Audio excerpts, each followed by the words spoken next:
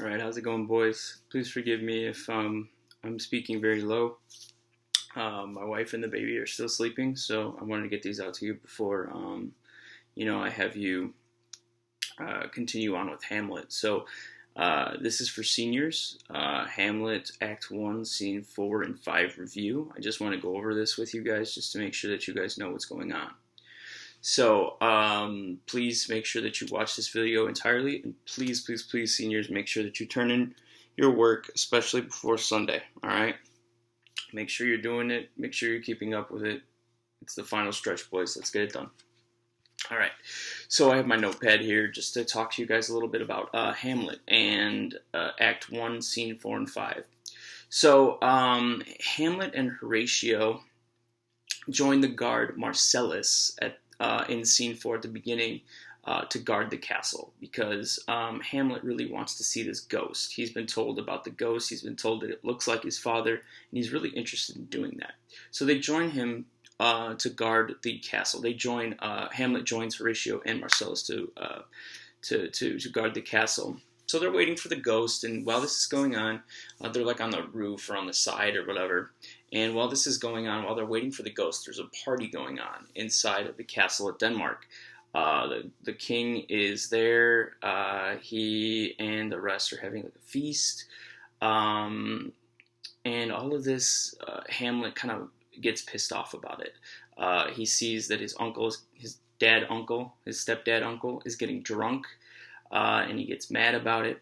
He thinks it's a scar on the face of Denmark. He thinks that his father is way better than Claudius could ever be at being king. So then the ghost of his father actually does appear. So the ghost does show up and talks to Hamlet. Hamlet begs him to speak. So as he shows up, he's just kind of like gesturing to follow him. And he does.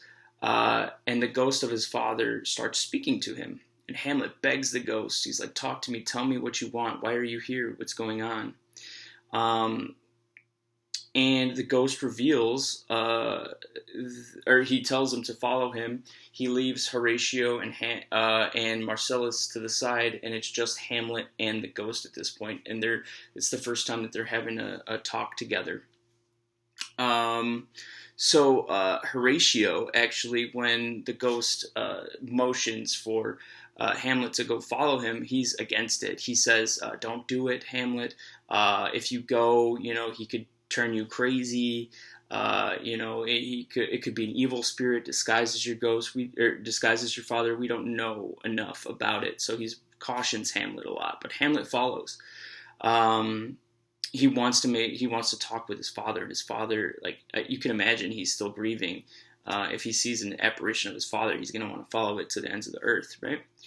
So we see in this scene, in Scene 4, how Hamlet really feels about his uncle, how he feels about his dad, and how desperate he is to get answers about, why the ghost seems to be following along. And that's where we end at Scene 4. So then when we get to Scene 5, Scene 5 is a very important one. It's kind of like a turning point in this play. Scene 5 is really when the main character gets to take agency into what he decides to do. He kind of takes his life into his own hands at this point. It's at this point where he's like a turning point, right?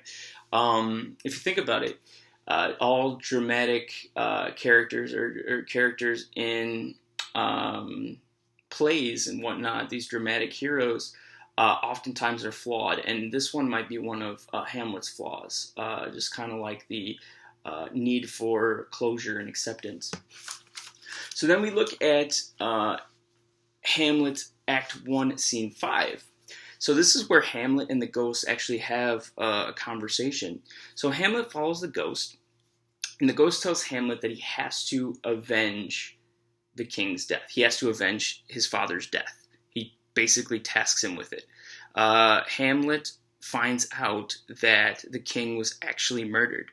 Until then, previously, everybody thought that the king had died by being bitten by a snake in his orchard.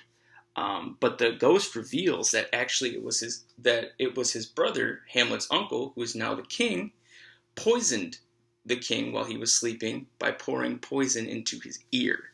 That's a big point. That's a big thing. I think that's like I don't know, it's weird that somebody would pour poison into somebody else's ear, but that's a very important element to the story.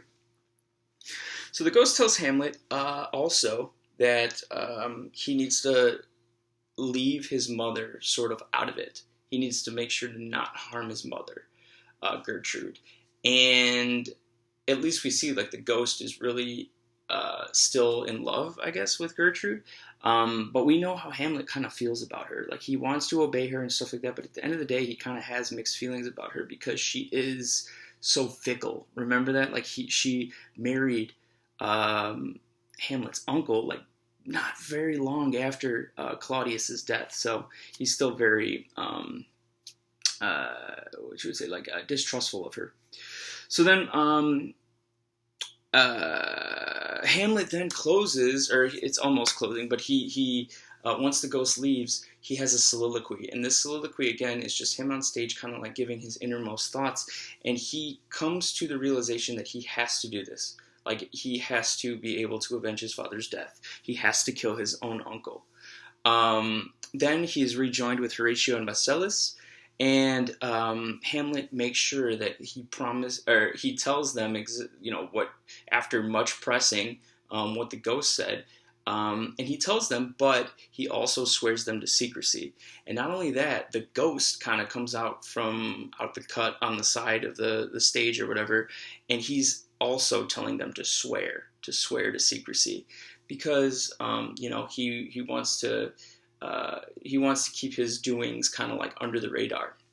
He also tells them that he's going to be starting to act a little crazy, and he's going to sort of seem a little mad, because that's just kind of like how he wants to get suspicion off of him and things like that. So he says that he's going to be acting like he's crazy. Does he actually go crazy is a huge debate among many people who have read this story. Personally, I'm not exactly sure. I mean, it really depends on the actor and how he plays it. But I do think that Hamlet definitely is becoming a little unhinged at this point, at the end of Act 1, Scene 5. So, gentlemen, I want you to do me a favor. This is a two-part thing. Right now, you need to go to the comments and you need to tell me what time you watched this video. Look at the time on your clock or on your phone. Post only the time. So if it's 2:30 in the afternoon, put down 2:30 p.m. and you've watched the video. And that's it. Also at 9 a.m. when I'm going to post this right now. This is currently April 21st. At 9 a.m., your next assignment is going to be posted. I'm going to post another video in the morning, just like how I did today. And you will be able to work on those and hopefully meet the deadlines. So please, guys, make sure you're doing your work. Please make sure you're doing your best. And let me know if you have any questions. Thanks, boys.